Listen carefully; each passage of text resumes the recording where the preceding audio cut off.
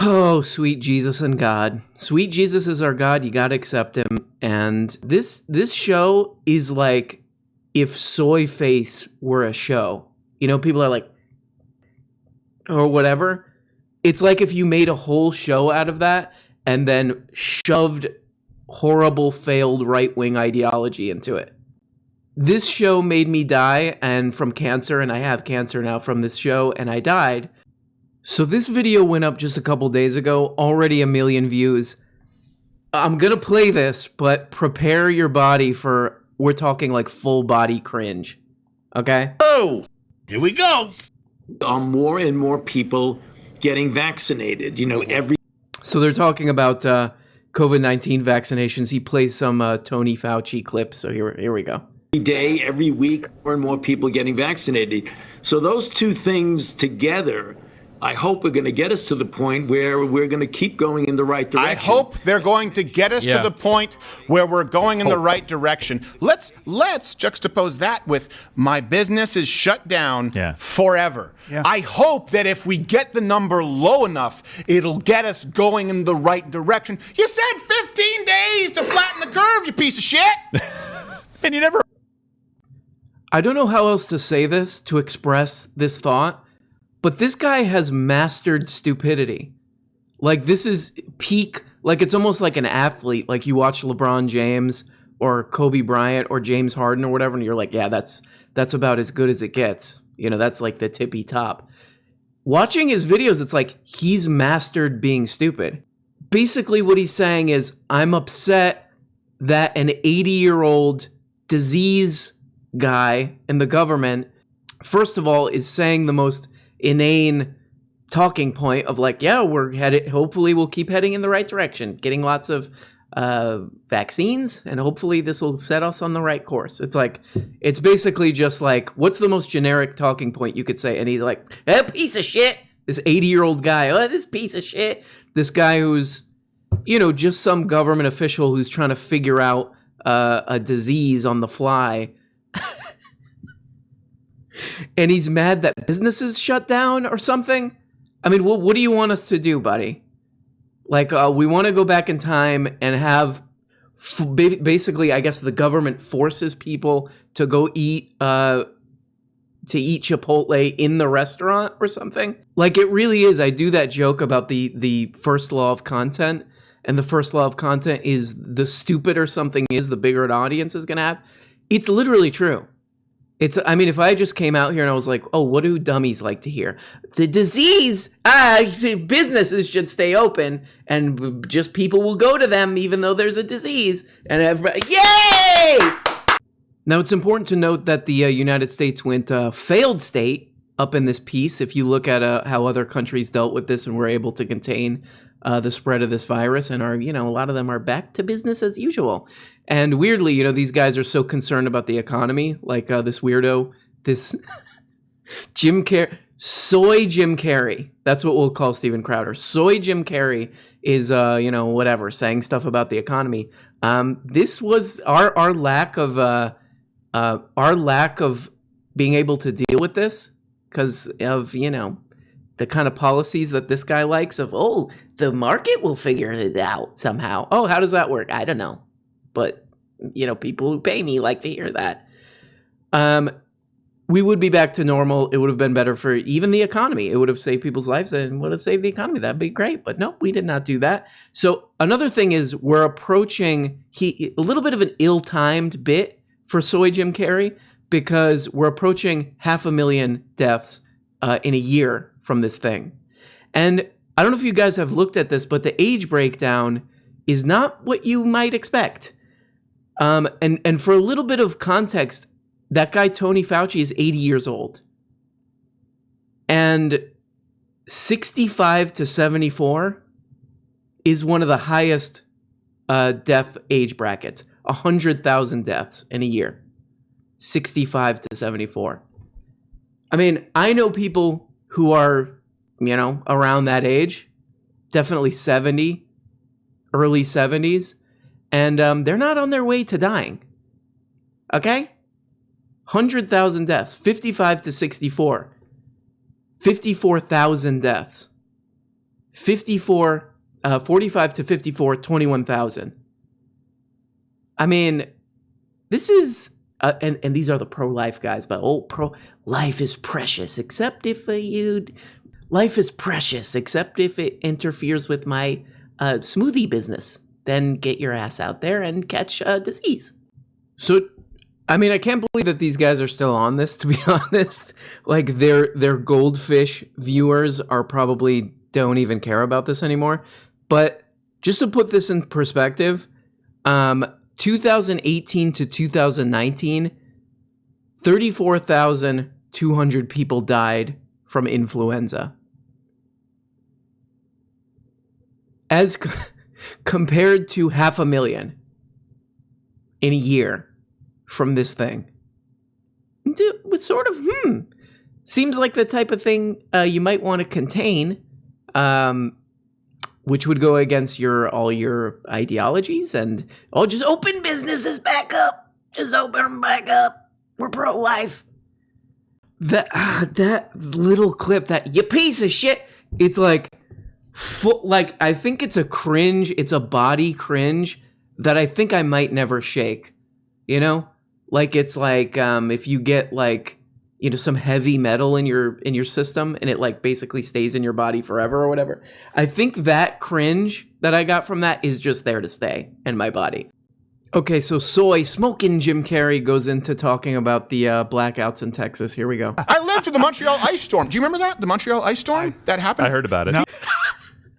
By the way, if you didn't see that, he's like asking, Brian Callen is there for some reason. And I don't know what the demographic for Brian Callen fans is, but who watches that? But I thought Brian Callen was just kind of like a Joe Rogan-y type guy who he's just like hangs around the Joe Rogan set. And he's like, hey, it's me, Brian Callen.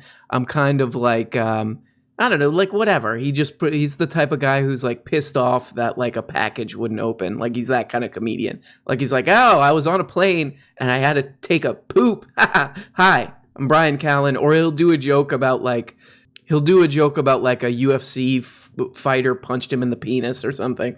Like that's what I'm just like, I don't know what that is. But now I feel like Crowder gets such big numbers that you're going to see like people who are kind of like otherwise wouldn't go on this show, like on the show, so that they can get basically a Joe Rogan style bump, you know, in their shows or something. Oh my God. Could you imagine? He's doing smoking Jim Carrey. He's like, black people are weird. Smoking. You know, his style of whatever it is. And you're just like, hey, yep, okay. Am my YouTube subscribers going to go up for this? For God's sake, if they don't, this is quite the sacrifice. Alrighty then, Mexicans should not be allowed in the country. So he asks Brian Callen about some ice storm. Brian Callen, I don't know what you're talking about. People died. So like right now, people are getting rolling blackouts in Texas. Yeah. So they have power for maybe half an hour, and then you don't have it for 3 or 5 hours, and people are really, they're struggling. Yeah. Okay, so that's not what happened at all. Nice try to minimize what happened. Even me, I got it light. I got it easy. And I didn't have power for basically 2.5 days. No, not only no power, I couldn't drive anywhere because of the ice, and all the stores were closed, and we had no water. He's like, oh, you don't have power for a couple hours? You go get a little martini, and then you go back, and your power's back.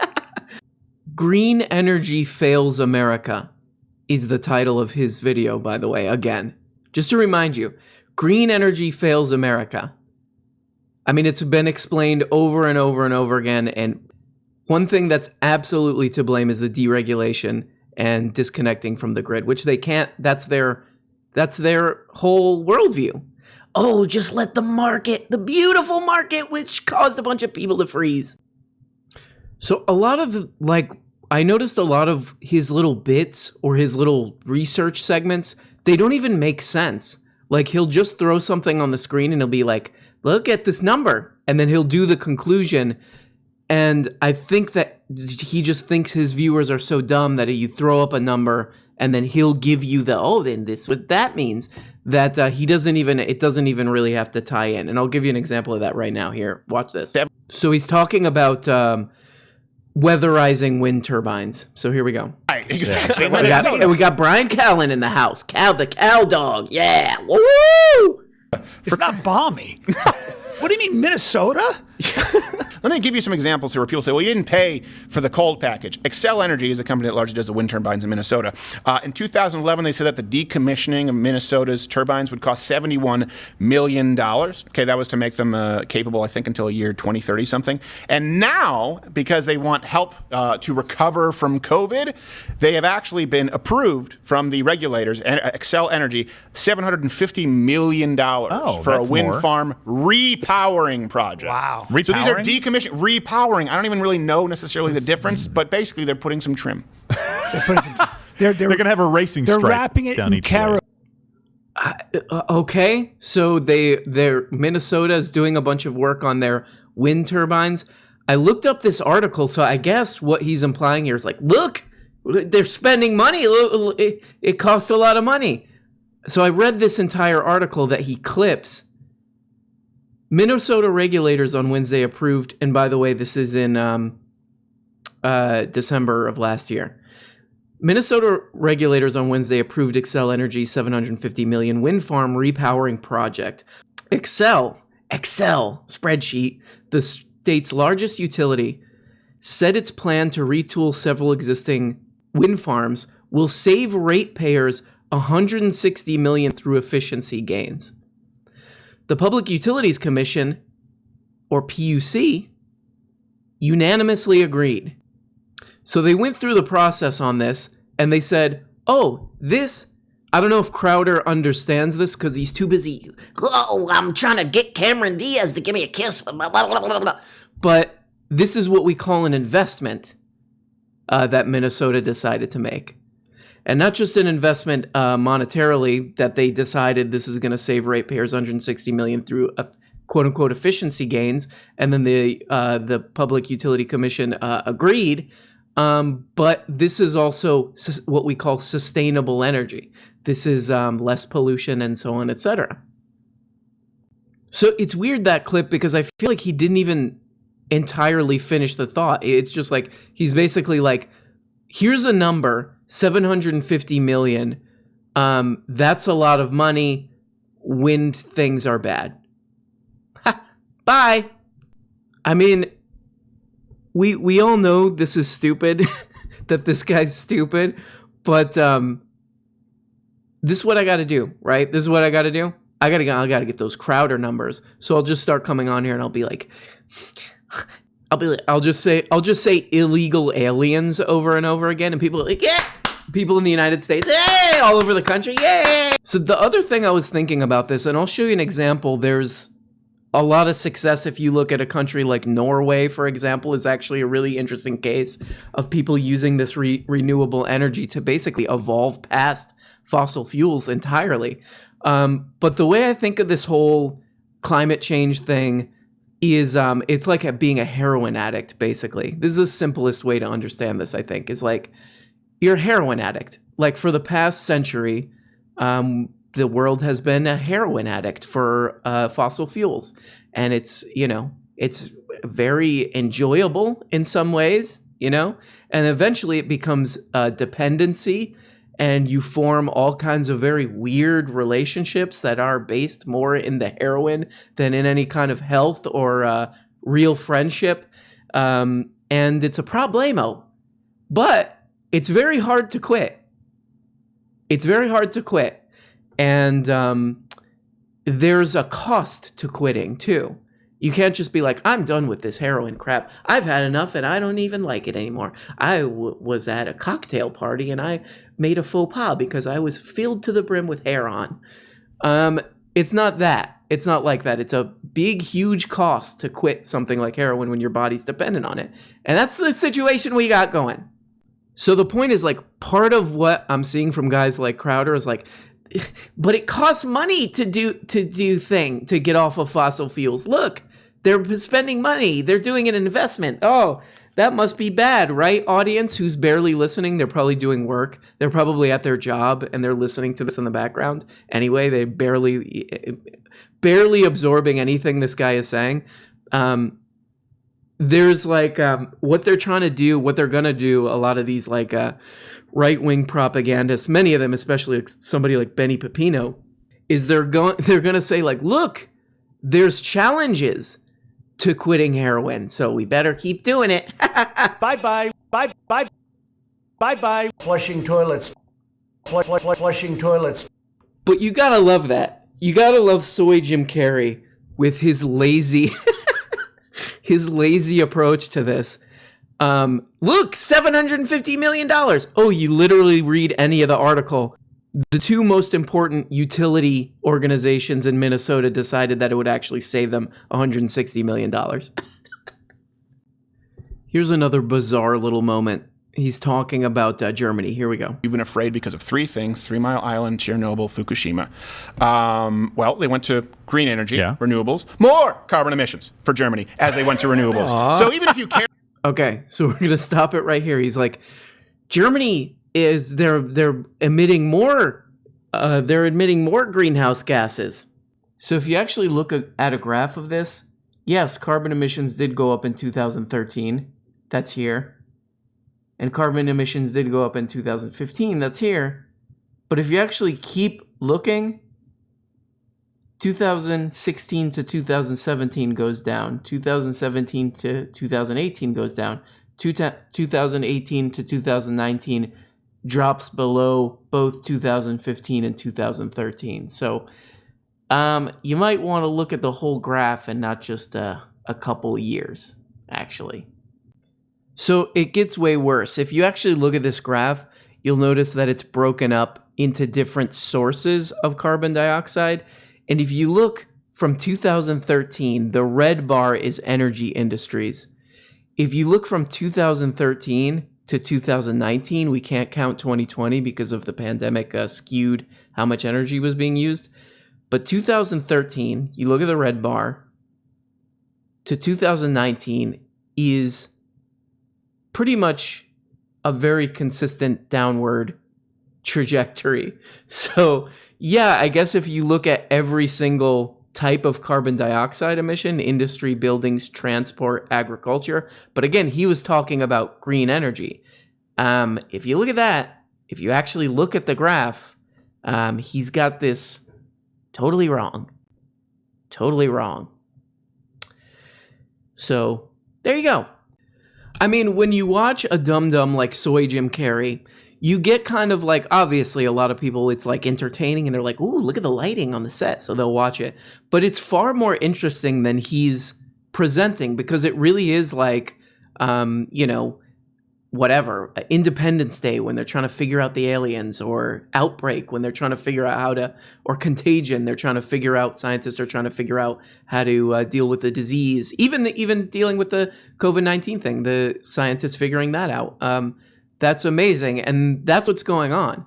I mean, you read about this stuff, it is really interesting, and they're trying to make these big jumps in technology to have far better energy. I mean, it's realize how much more interesting it is than these, I would say brain dead dum-dums are presenting.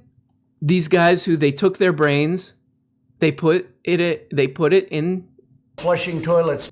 They took out their brains and they put it in flushing toilets, flushing toilets. And they said, bye-bye. Oh, there it goes. It's going down. Okay, bye-bye. What? And it's kind of interesting because climate stuff and renewable energy stuff and all this is usually looked at as like a doomer thing. It's sort of looked at as a type thing. But this is actually really interesting. And one of the best places to look at this and kind of marvel at it is this story about Norway. And this is from 2019, actually. It's a National Geographic thing. And I'll just read you like a little bit of this, because it is super interesting. And it's probably the most interesting thing about Norway is hydroelectric. So I'll just read this. For decades, Norway has led the charge towards renewable energy. In fact, since the late 1800s, the Norwegians have harvested energy from the many rivers that cascade into its fjords. The nation now sources most of their electrical energy from water. And hydroelectric power stations dot the dramatic Norwegian landscape. So there's all kind of interesting science going on with this, like hydroelectric and all this stuff. But, you know, you listen to dum-dums on YouTube, they're just like, no, we're too stupid to do it. So why do these guys hate America so much? They're like, America's too dumb. We're too busy shoving not only Taco Bell tacos, but those cinnamon twists and the Slurpee type drinks, the frozen drinks. We're too busy shoveling that down our face holes to figure any of this out. That's what they're saying. Can you believe that? How disgusted these people are? This Canadian, what is his name? Stephen Soy Jim Carrey Crowder. They're disgusted by America. Unbelievable. Go back to Canada. That's what I say. Build a wall. Check this out. While currently around 97% of Norway's energy already comes from hydropower, an enviable accomplishment in itself, the government is now ambitiously pushing its population to make that last 3% a reality. Holy moly. I mean, and it goes on and on with these people. Of course, Soy Jim Carrey is part of the problem, is that we're kind of too stupid to deal with this because of guys like Soy Jim Carrey, but check this out. Most homes in Norway are now equipped with smart meters allowing you to harvest solar energy, store it, and even sell it back to the energy companies. This makes renewables a smart investment on several levels and provides a strong incentive for people to get behind the technology. I mean, I just think this is really interesting because this is such a society shift also. It's like you're addicted to heroin for a century and how are we going to get off? You know? It's amazing. What? Here we go. The muscular class. This is something I have a lot of problems with. And the thing is, like, no one knows what's going to happen. This is something that's, you know, that we're working on. We're trying to figure out. But you gotta try. Soy Jim Carrey, you gotta try. And there's tons of examples of people making this work with creativity and science and baka-poo-poo-poo-poo and goo-goo-ga-ga-ga-ga, okay? But this soy, I call it a soy beta attitude of just like, we can't do it, there's nothing we can do. Let me just misread a Forbes article. Misleadingly read a Forbes article headline. I wonder who does his research. He's got to have like a fake research department that he's like, okay, here's what we got to say. The oligarchs who finance my show, they print out and it's like, here's the points you have to make. He throws that into the face of some intern and they just go and clip certain parts of articles to make it look like they're supporting that case. So there you guys go. So there goes, guys.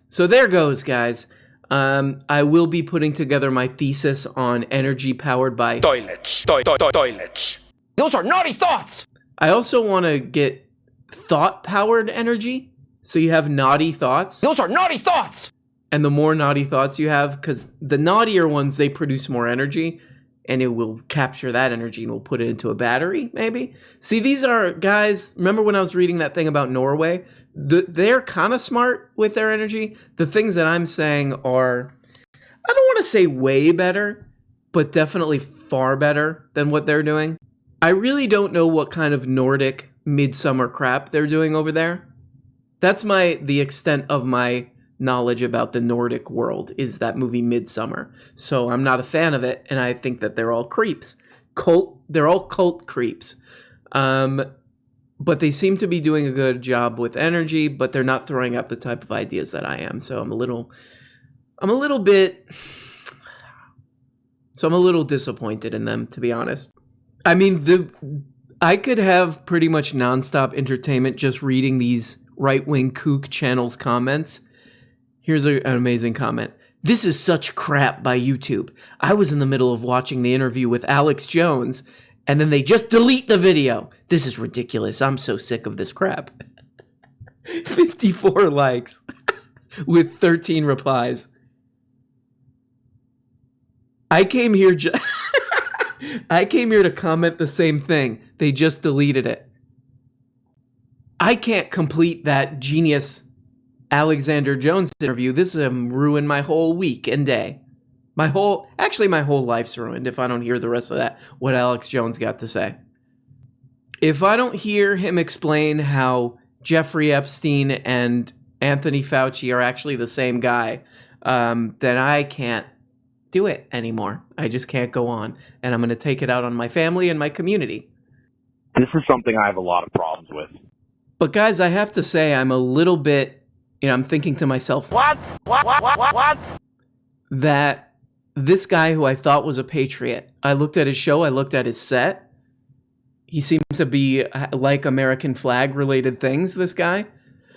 Yet this guy from Canada, and again, my idea is to build a wall from Canada so that these people can't keep coming in. Jordy Peterson, Stephen Crowder, who's the other? There's like some other weird Canadians that come in here and they're like, but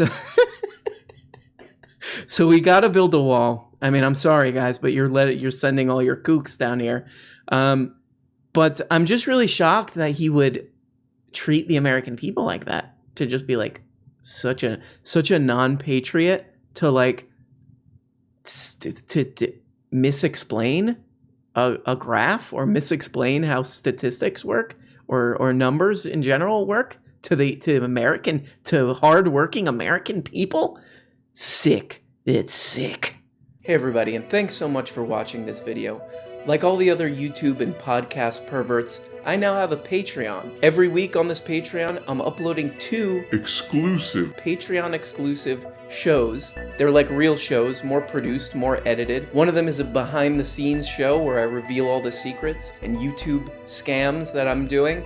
And the other one, I just reveal my innermost dark cringe secrets.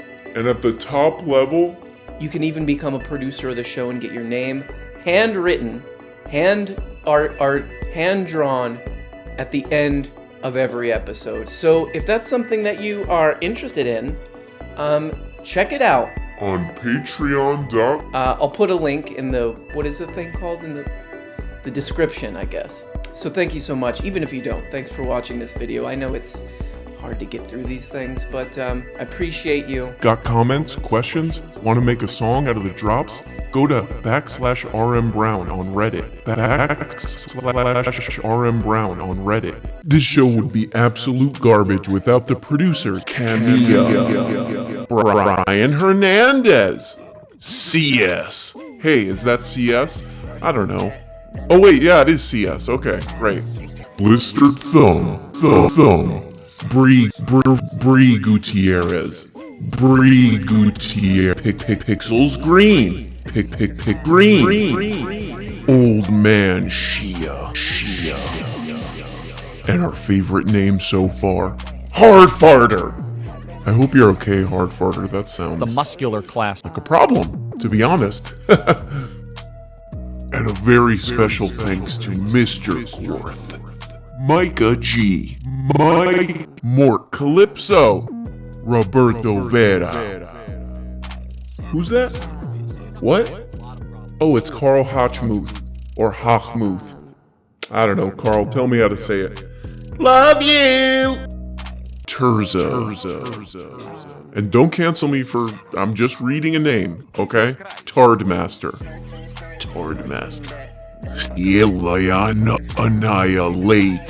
Annihilate. And special guest, Stabsterbait. Kevin Jigaleski. Oh, who's that? Oh, it's Mac. You know it's Mac. You can tell it's him. Krill Will. And we got D-Pad Chad. Burn Dubuel. Jake T. Sebastian Delgadillo. Charlotte Glass. CEO of the muscular class. Beth Van Diver. I'm sorry about that, Beth. You know I love you. Ray Anthony Cox. Eden Joy. Derek Stoker. Apollo Crow. Liz. Martin Lee. Chelsea G. Derek Jesus Christ Wilson. Matt Rowe. Thank you to these beautiful, gorgeous, muscular, soaked up, showering probably 10 to 11 times a day producers.